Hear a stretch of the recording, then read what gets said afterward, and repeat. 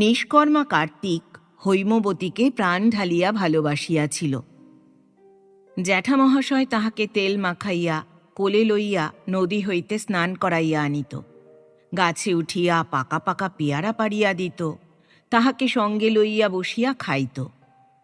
সুতরাং জ্যাঠামশাই আর জ্যাঠাইমা যখন মাঝির মাথায় মোট দিয়া বাড়ি হইতে বাহির হইবার উদ্যোগ করিল, তখন হৈমবতী জ্যাঠামশাইকে জড়াইয়া ধরিয়া বলিল, কোথায় যাচ্ছ জ্যাঠামশাই?